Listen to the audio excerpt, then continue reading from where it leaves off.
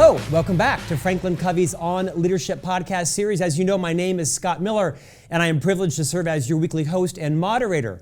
What is now the world's largest weekly leadership podcast led to the publisher HarperCollins Leadership to ask me to write a book about some of the most transformational insights I gleaned from our first episodes 3 years ago.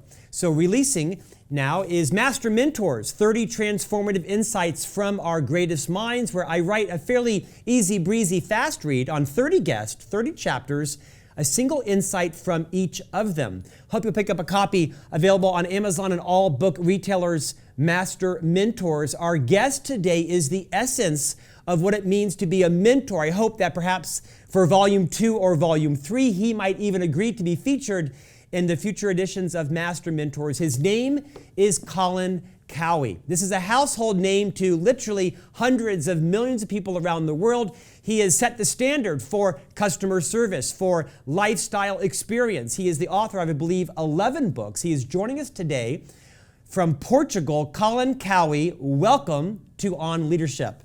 Scott, I'm delighted to be with you today, and thanks for inviting me. We always like to invite South African guests because just their accent is captivating. So we try to book as many Kiwi, Australian, and South African guests as possible. Colin, really, it's an honor to have you. My wife is what you would call a fangirl. We could interview the biggest CEO of a Fortune 5 company, and she could care less. But the fact that I'm interviewing you today is like what she is most interested in, as are many of our listeners and viewers around the world. You are a prolific author. You are a massive influencer. The impact you have had on the global landscape in terms of entertainment, hospitality. I think you call it hospitainment. We'll get back to that. Hospitainment. And your most recent book is called The Gold Standard. The tagline is giving your customers what they didn't know they wanted. We're going to spend our time today talking about some of the lessons that you have learned in your own global brand building, the successes, the setbacks that you've had. Your book is enormously practical. It's also very funny, it's aspirational, it's inspirational, and we'll talk about some of those things. What I'd like you to do for those few people left on the planet that may not be aware of who you are and what your firm does, will you talk a bit about your upbringing, some of your early books, what led you to write this book, and then we'll take some deep dives into the gold standard. Well, I was born in Central Africa, Zambia, and at the age of 23 living in South Africa, I didn't really believe in the political system. So I emigrated to the United States. I came with $400 because you couldn't take any currency out of the country, one well-cut suit, an omnipresent suntan, and big dreams. And I set my sights on Los Angeles and started up in Hollywood.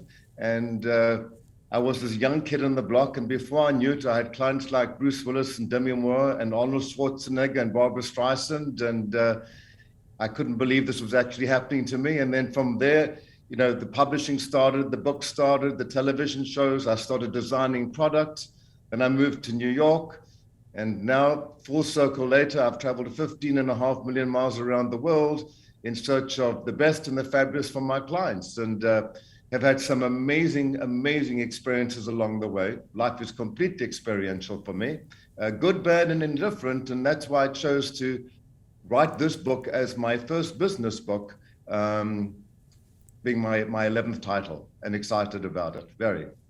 Colin, your company has offices in New York, LA, and Miami, and you are by every standard the world's preeminent standard setter for lifestyle experience, for events as well. But as you write in your book, your business really started in the South African Army. You share a great story of kind of some twists and turns. Would you kind of be vulnerable and share how you moved from perhaps a career towards being a car mechanic in the Army and how that pivoted to kind of becoming a lifestyle expert? Share that story and talk about how all of us may have a similar pivot moment in our life.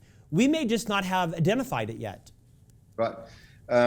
It's so interesting because I was drafted into the military of special armored vehicles. So I was going to either be a mechanic, a gunner, or a driver. Three things I clearly wasn't interested in being. But I was always drawn towards medicine. So I performed an Academy Award-winning epileptic seizure on the parade ground, got marched off to the sick bay, made myself indispensable there, and really enjoyed my time. And the next minute I was in the operational area in southern Angola and Namibia. And I remember one day saying to the officer, I said, maybe we could do something with the morale here, and I could set up a bar for all of the troops.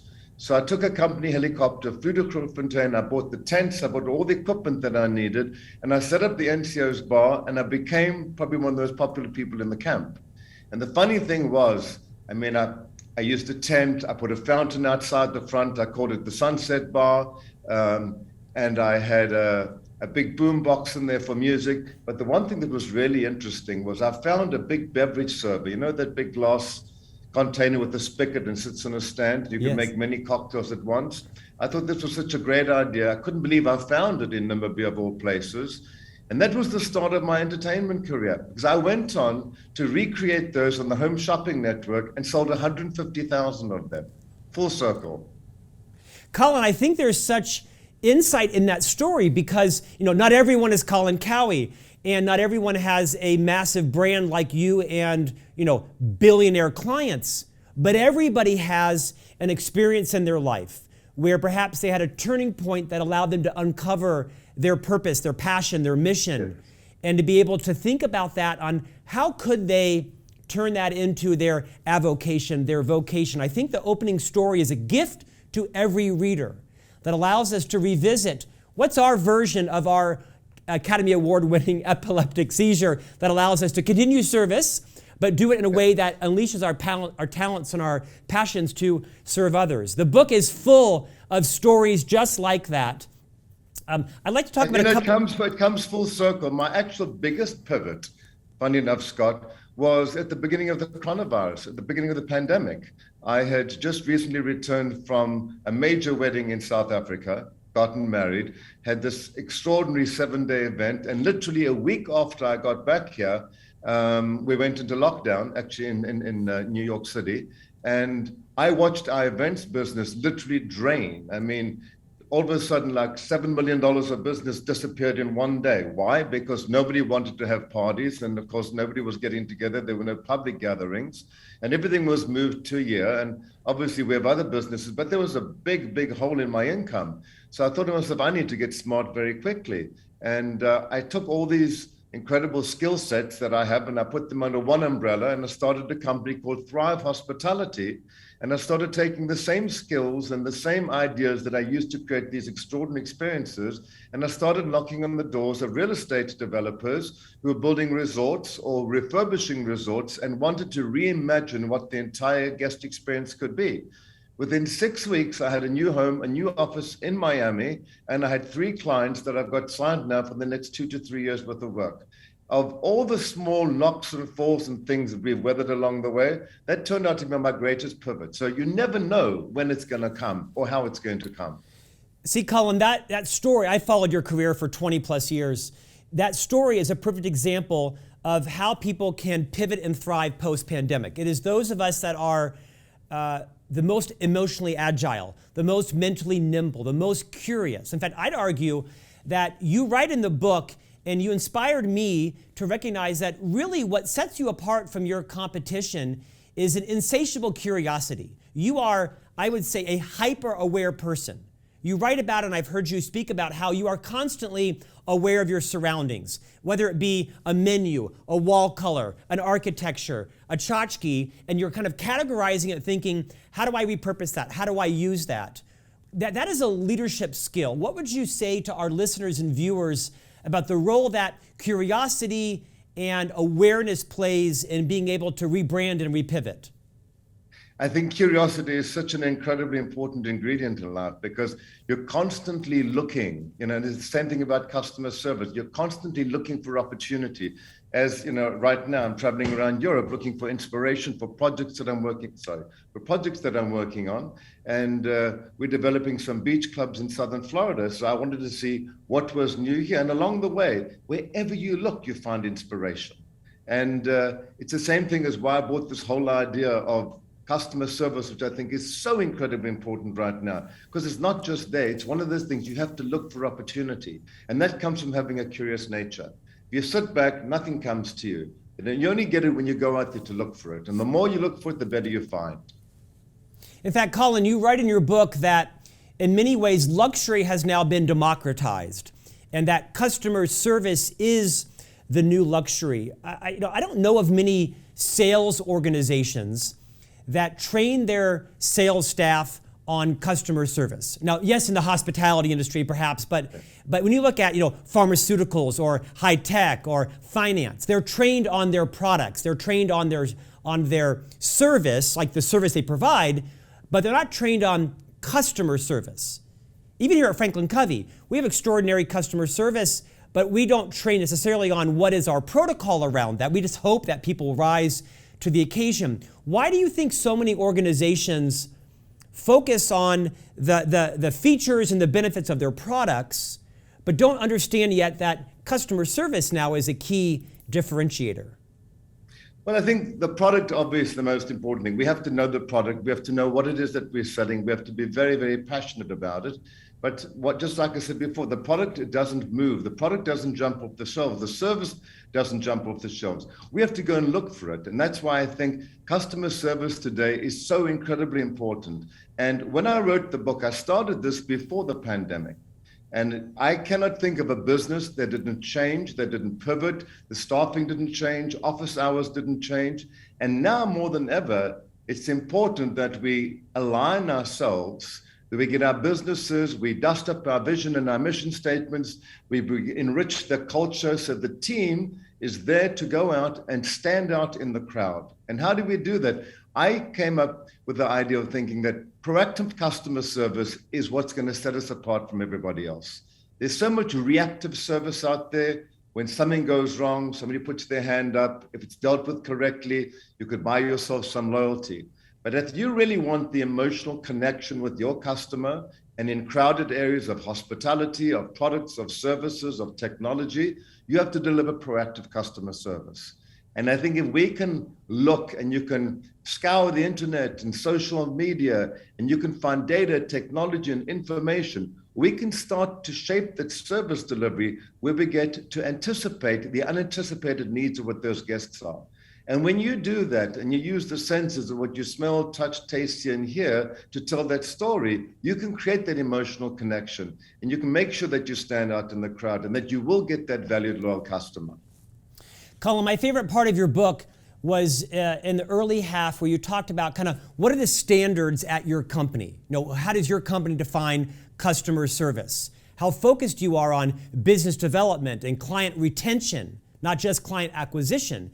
And you talked about the 30-minute rule. How, in the olden days, perhaps, a call might come in on the weekend and your team would return it on Monday or the next day or whatever it was. And now you have, a standard where calls get returned in 30 seconds. I mean, you are the world's most preeminent brand on experience, events, catering. You host and create the most fantastical events for multinational companies, for kings, for celebrities and billionaires, yet you have a standard in your company where your philosophy is you don't have a right to exist. You have to re-earn it in every handwritten note, every phone call. Talk to our listeners and viewers about some of the standards that even someone at your level, which is incomparable, what you do as a culture in your company to earn and re-earn your client's business every day. 15 years ago, I could handpick which projects I wanted to take and which projects I didn't want to take. And as you know, the world has changed completely. And in the events world, there's no barrier to entry. Anybody can come in, and we find inexperienced people, take beautiful pictures, they pop up a website, and they're now your competition. So all of a sudden, all these spaces have become tremendously crowded, where there's more service than what there is the actual business. There are more services available. It's completely overpopulated. And as a result of that, and we all know it's a very slippery slope when people start cost cutting and slashing prices because you're never going to get them back again. So the space became so competitive that where I used to close 90% of the deals that came to me, all of a sudden I was closing 70% of the deals that came to me because people were undercutting and providing a lot of services for free just to be able to be out there. So I had to sharpen my pencil and I had to be at the top of my game. We used to return phone calls and web messages on a Monday. Now we have a policy in the company that if we receive anything over the weekend, an alert goes off and that call is returned within 30 minutes. Why? Because we know that the first person that makes connection with that customer has got a foot in the door. They've got an 80% chance of closing that deal because they're the first person there. And we know today that every client and every customer is speaking to 4 or 5 people at a time. They don't pick up the phone to call one person, and they'll leverage the one company against the other company. So I make sure that we're the first person to be able to make that connection. Then we do our homework about them. We learn as much as we can about them. We invite them into the office as quickly as we can. And then it's a production, Scott. I make sure that I have an intern downstairs on the sidewalk who can visually identify the client. When they get out of the car, they greet them by their name. They bring them into the elevator, bring them upstairs into our conference room. They're seated in seat 1 or 2, which looks through a glass window into the rest of the offices, so they can look around and think, this looks like I'm in a really professional establishment. They look on the screen, they'll see their names printed. If it's a big high-end wedding that I'm bidding for, I'll have macaroons on the table with their initials on. I'll have white wine, red wine, and do all those for those social appointments at 5, 6 o'clock in the evening. I'll have snacks available, come in, do the introduction, and it's showtime. And I think everyone today has learned to sharpen your pencil and to up the game as much as you possibly can so that you get to create the emotional connection with that client and you get that foot in the door. So I think now harder than ever do we work not only to gain that client, but then on the client retention side, we never forget a birthday. Like during the pandemic, I took certain clients, some of their most favorite events, and I made jigsaw puzzles and I had them sent to them. I took music from their favorite parties and created playlists. So we did all these amazing things to make sure that we always stay in front of the client and we're always on their radar. And even if they're not about to do something, they'll speak about me and mention me to somebody else. To our listeners and viewers, I want to take a pause. I have had the privilege of interviewing 175 of the world's most famous influencers, authors, business titans, celebrities. That last 4 or 5 minutes with Colin Cowie was the most profound business lesson you should be re-listening to and playing to your team members. Colin Cowie is at the top of his game, and he's telling you that when he's entertaining a possible new client, not signed yet, they're searching on the internet for what these people look like. They send someone down in the street to identify them and welcome them by name and usher them up into the office. This is what separates the mediocre from the extraordinary, is the personalization, is the relationship, is the experience. It's remarkable, Colin. This is why your brand influence is unrivaled. And I've never had you cater a party, obviously. I've never been to one of your parties, but I know about you because you continue to raise the bar for yourself. And I think every organization, every chief customer service officer, every chief brand officer, every chief marketing officer should be reading this book, The Gold Standard, to challenge how are you going to differentiate yourself in your industry. Colin, I appreciate you recapping that. I want to take a pivot for a moment and talk about Oprah. Because our co-founder, Dr. Stephen R. Covey, of course, wrote the book, The 7 Habits of Highly Effective People. This book is the genesis of our company. We have lots of other practices, but this remains a core tenet in what is our contribution to the world. Dr. Covey writes about, and we talk about, this concept of a transition figure. We all have someone in our life that perhaps believed in us more than we believed in ourselves, that was able to provide us the spotlight, the platform, a pivot point. I'm guessing you had many transition figures, but I'd like to talk a bit about the role that Oprah, who of course has, again, incomparable brand power, will you recreate what happened to your brand and your influence because of the spotlight Oprah provided to you? Yes, and I have a very fascinating answer for you.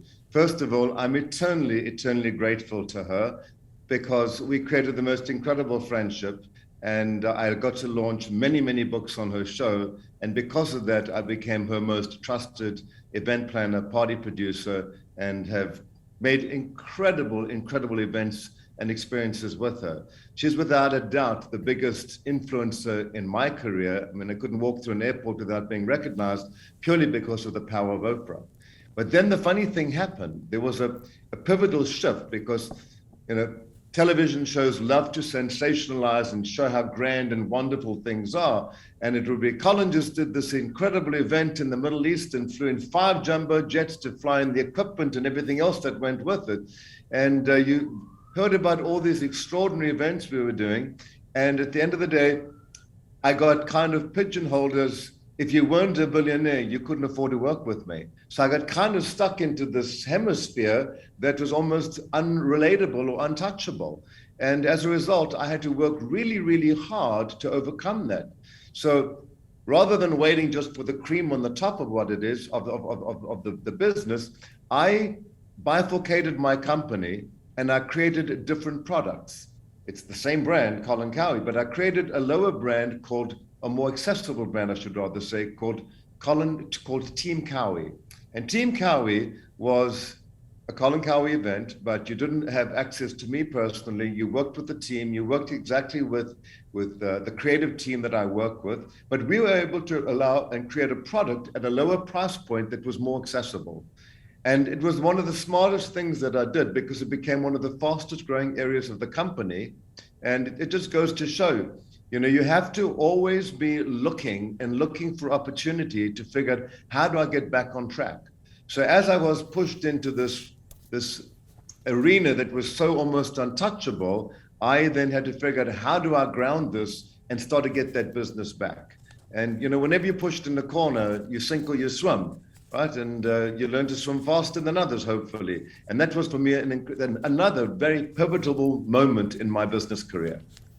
In fact, Colin, if I'm not mistaken, you actually trifurcated the business. You actually had 3 stratas, didn't you? Talk us through the pivot of those 3 stratas, because I found that to be a remarkably valuable business lesson. Obviously, you said you've been pigeonholed. If you aren't a Middle East king, you can't afford me, which wasn't necessarily true. Talk about the 3 stratas of your business. Okay, so we have 3 areas. The entry level was Team Cowie, which basically became a very fast-growing area of our business, where my team worked primarily, and my teams of people worked primarily with customers and clients. Then there was Signature Colin, which brought in my services, and we had a personal relationship throughout the whole process from beginning to end. Then I created Colin Cowie White, which is password protected, and that was for our haute couture clients. These are for the clients who want the very best. They want quality, they want pedigree, they want provenance. They want to know that not only can we get them Dom Perignon, but we can get it from their birth year, and we can get them in magnum sizes, and we can get it for 350 people. They want to know that if we're going to be in Versailles, we're not at a tent in the garden, we're going to be inside the Hall of Mirrors. So we create the impossible for people who really want to be able to do something extraordinary that's never been seen or done before. So our 3 tiers were Team Cowie, Signature Colin, and Colin Cowie White. Colin, let's pivot to the idea of when perhaps more is not always better. I think I read where you had a wedding where you had like 30,000 Ecuadorian roses once. And that was, at the time, fairly significant, only to be eclipsed by an event where you had 1 million flowers, 1 million Exactly. flowers as part of the event. You can see my set. We have some kindred spirit in that I love to go big, and perhaps this set was a bit overdone as we remodeled it because it's viscerally on overload. Colin, what have you learned about when bigger is not better? When is less more? First of all, let's just start with your set. I love your set because I think it's amazing. You're surrounded by extraordinary people, and it shows exactly who you are and what you do, and it gives you great provenance for sure. But I feel that today everything is overserved, and I call myself a ruthless editor. So yes, if I want to make a statement, I like to take one thing and to use a lot of it, because that way, as we can see by your set, it makes a big statement. But I think today it's how do we filter through all the stuff, right? There's never been more stuff than we've ever seen in our lives before. I mean, traveling through Europe now, in the middle of June, things are going on sale that used to go on sale in August, because they've got to clear the space for new product to come down the line. So I think we're over-sorted in all areas. And I think to tell a good story, you need to get rid of 98% of the matter and the stuff out there and find the 2% that sticks, because that way you can tell a good story. So I don't think it's always about more. I think it's about having the right ingredients and telling a tailor-made story that really makes sense and hits the nail on the head. Colin, some of the stories in the book are, fantastical and of course unrelatable to, perhaps people like me. You had clients that insisted on owning the one thing in their wedding was they were going to own the wedding cake. And so their private jet took off to Hawaii and forgot the wedding cake. So you, I think, had to book 2 first-class seats on a commercial airliner to bring the wedding cake out. You once had another event, I don't know if it was in Bali or where it was, and they forgot the headpieces for the bridesmaids. So you picked a few flowers out of the 30,000 roses and made, you share lots of stories about this. Let's take this and talk about micromanagement. Teach a leadership lesson. You obviously have a very discerning editing eye. You obviously have built a global brand of incomparable quality on your brand is your company. But for some people, micromanagement can be oppressive. For others, micromanagement is merely quality control. Not all micromanagement is good or bad.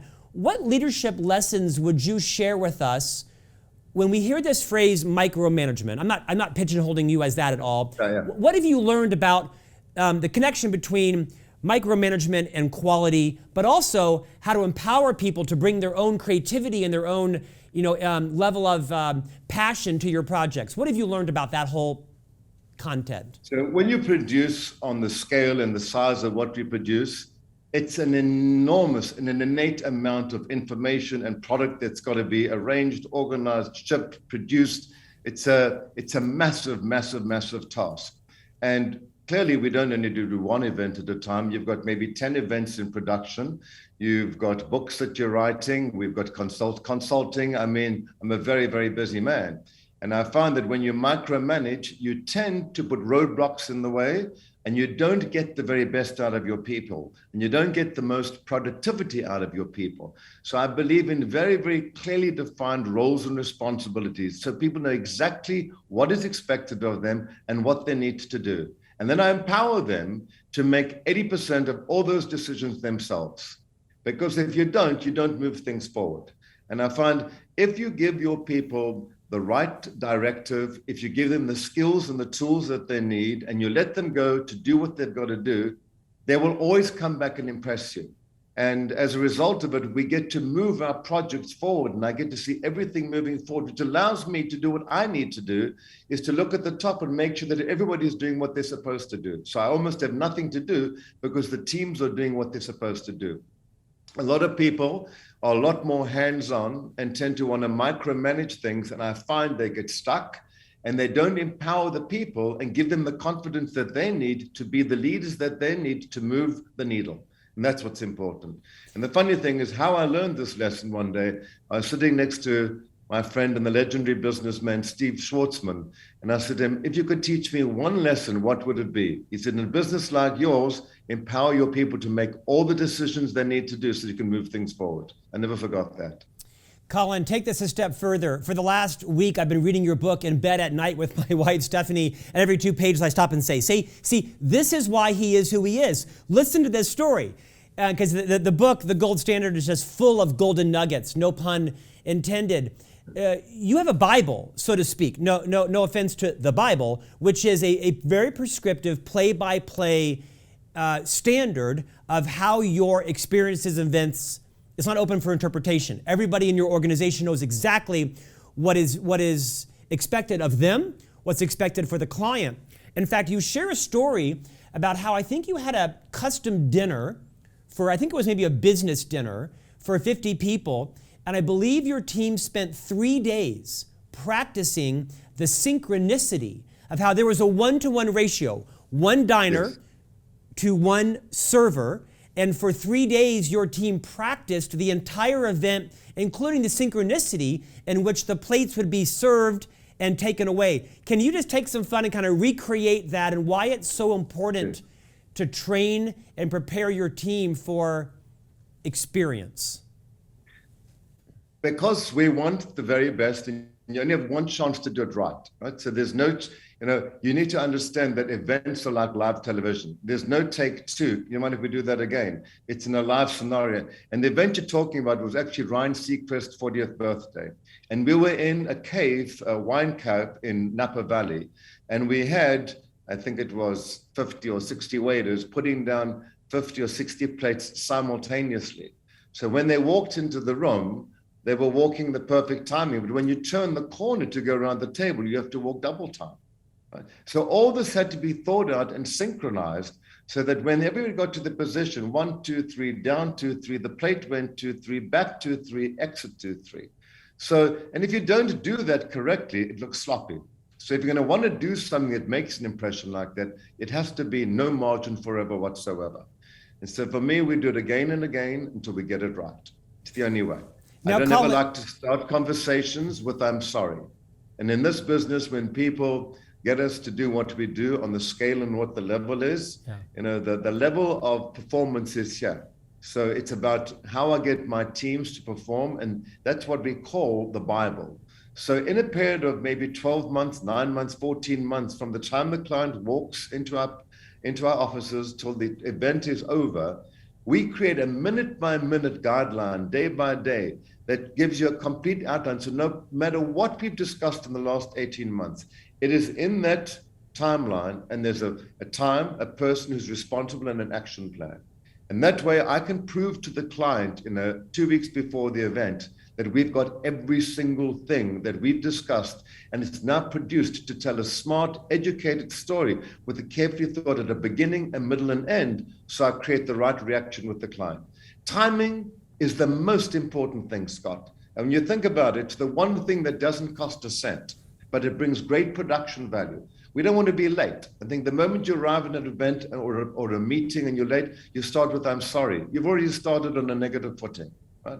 So I think timing is incredibly important today, and how we connect with that customer, that consumer, which brings me to another thing that I love to do. I love writing handwritten notes. No one does that today. We only get emails, we only get texts. And I find that when I've seen a client and I want to close the deal, and I immediately write that handwritten note and pop that into the mail to them, it creates that connection. Or if I'm in a hotel somewhere and someone's upgraded me to a fabulous room or sent something wonderful to my room, I will write a note and thank the GM, whoever it was, and it kind of paves the way for next time. And these are simple things that people have just forgotten to do. And I think you get 10 points for the handwritten note. You get 5 points for a text or an email. Colin, the other side of that is not everything always goes perfectly. You share a great story about the retrieval of the salads to divide and multiply them because you were running out of salad. Would you recreate that story for us? I mean, we're in a situation once, and I looked in the kitchen and I could see what was going on. We were working in a foreign country, not with the same teams we usually work with, and the portion size was this on one and this size on another, and I knew it was going to happen. So before the disaster took place, we were able to redistribute and make sure that you were able to deal with the situation before it happened. That's why I love this word proactive. It's anticipating the unanticipated before it happens. And when we do these events, we're always thinking 30 minutes ahead. You're not only working in the moment, you're not only present in this exact moment right now, but you want to know and be able to troubleshoot what's happening in 20 minutes, what's happening in 30 minutes. Are we keyed up for it? Are we ready for it? And that's why the timeline is so incredibly important, and why roles and responsibilities are that incredibly important, because it needs to be looked like and come across a Broadway show that's been practiced for the last 6 months. Remember, Scott, every time you go into a restaurant or a hotel, they've had 6 weeks to prepare, they've had a soft opening, they've brought in teams from their other properties. Every time we go and we set up tents and generators and kitchens in a field, it's the first time. So we have to build in so many responsibilities and so much information to make sure that we never have that problem, and that we can fix it in real time, or we can troubleshoot it before it actually happens. Which brings me to the point, a lot of clients have said to me, I came to you because I want the perfect party. And I've always said, I'm telling you right now, something's going to go wrong, but I will fix it before you even know it's gone wrong. But perfect doesn't exist in this world, but your best is more than good enough. And if I have the right people around me and have all the right tools at my fingertips, I'll fix it before the guest even notices it hasn't happened. Colin, you've used my name 6 times during this interview. We don't know each other. Perhaps you'll agree to be a master mentor in my book, volume 3 or 4. Why is it important to you to use my name? Because I think the personal connection is incredibly important. And when we're delivering luxury service today, I came up with this pipeline of what it takes to do. And I think the most important thing is to create the personal connection. Let me use your name, look you in the eye, shake your hand, create that connection with you, and let you understand that I'm completely here, present, and 100% focused on you. Then the next thing is whatever we're doing, show extreme attention to detail. I think that's incredibly important because that's how you impress people and you set yourself apart from everyone else. I then love to add a filter of elegance to anything that I do. You know, it's and we can talk about that because there's so many things that we can do to make things better, which elevates service. And then realizing that none of this happens without teamwork and communication. You know, I'm one person, but I'm one person. I'm one cog in a wheel of a huge team. And how we communicate is how we set one another up for success. And when you're dealing with service delivery today, consistency is the most important thing. I mean, think about it. You go to a restaurant 3 times and you have a great experience. You tell all your friends about it. You go the 4th time, you think, is there a different chef here today? Is there a different manager on duty? So it has to be consistent. And we can only be consistent if we have protocols. So I like to have protocols for everything. How the conference room is set up. What happens when we get on a job site. How we do our gifting. Everything has got a set of protocols. So given to anyone, combined with our vision, mission, and guiding principles, 98% of the time, you will deliver exactly what it is that I've asked you to do. And I think it's, you know, that's why it's all dependent on a whole cog of things coming together to be able to deliver this type of service that's going to set you apart from everyone else and stand out in the crowd. Colin, I'm aware of our time, so 2 final questions. What is the most fantastical, outrageous, unrelatable experience you ever created or fulfilled for a client? Oh, I think, you know, there are many of them. Many. I mean, I sometimes pinch myself and think, did we really do this? And, you know, I have to tell you, I'm as excited today on the job site as I was 30 years ago, 35 years ago when I first started this business. But I would think that one of my most extraordinary events was to have produced, together with Oprah Winfrey, her Legends Ball in 2005, when she got to honor the 20 civil rights artists, writers, members of the African-American female community who really paved the way for the 40 up-and-coming youngins today. And it was an incredible opportunity to really. And how it came about was Oprah said, I get asked to do so many eulogies, but these women are so important. I'd rather talk about them when they're alive. So we said about how we were going to honor these 20 women and make them feel the most important people in the world and recognize them for all and everything that they had done. And there were just so many things. It was layered in love. One great moment was, I remember presenting these gifts to these ladies. There were 50 ladies seated around one table. 60 ladies seated around one table. And on cue, 60 waiters came down and put down 60 silver trays. On each tray was a red alligator box with sterling silver feet with a red ribbon around it. And on cue, they opened them and each woman got 10 carats of diamond earrings. I mean, it was unbelievable. And then getting Paul Cleves to write a poem about these people and having the youngins perform this. I've never been surrounded by such greatness in my life before. And it was a seminal moment for me that I will never, ever forget. I'm so grateful that I was part of it. In fact, I think there was a spread in Vanity Fair I read that had all the photographs, right, of Maya Angelou and others there. I think it was everybody. It was, and you know, sadly, many of those women are no longer with us today. So for Oprah, it was mission accomplished. Yes. Yeah, what a class act, her and you. Okay, let's bring this home. Literally, let's bring it into the home. You write about how you were raised in Africa in a very strict family. Your father and mother taught you relentlessly good table manners, eye contact, diction, handshakes, posture, how to eat. And this, of course, has, been instrumental in your business. What lessons do we all need to be reminded of when we're entertaining in our home, whether it be for a bar mitzvah or Thanksgiving dinner or just Sunday dinner around the table with family? What are the key tenets that we need to be remembering as hosts? I think the most important one is the real reason you're entertaining people is to bring them into your home. You want them to feel welcome and comfortable. Right? So many people feel they have to impress you. And when they impress you, they feel that they have to start doing things that are out of their comfort zone. So be prepared and take a proactive approach to entertaining so that you can be present, you can look them in the eye, and you can have a wonderful conversation, and you can have a great evening. How many times do you go to someone's home and they answered the door after way too long of a wait, and there were more ingredients on the apron that had made it into the salad bowl? You walked into the kitchen, there's pots steaming all over, the table hasn't been set, and they get very, very flustered and frustrated. I like to do the complete opposite. Set the table the morning, the day before. I like to make sure I've got time to go and put on a fresh shirt. I can mix a cocktail and make very simple food. And if I don't have the time to cook it, we can be resourceful today. You don't get medals for chopping, slicing, dicing, and peeling, because there's such incredible resources of what you can order either online. There's places that deliver food for you. But the idea is to be well prepared so you can sit down with your guests and you can entertain them and you can be present. And you can spend time focusing on what you smell, touch, taste, see, and hear, set the stage, and have a great night. The book is The Gold Standard, Giving Your Customers What They Didn't Know They Wanted, by the incomparable expert Colin Cowie. Colin, joining us today from Portugal. Thank you for your time. Thank you for your abundance, your contagious positivity, your constant reinvention of experience, customer service.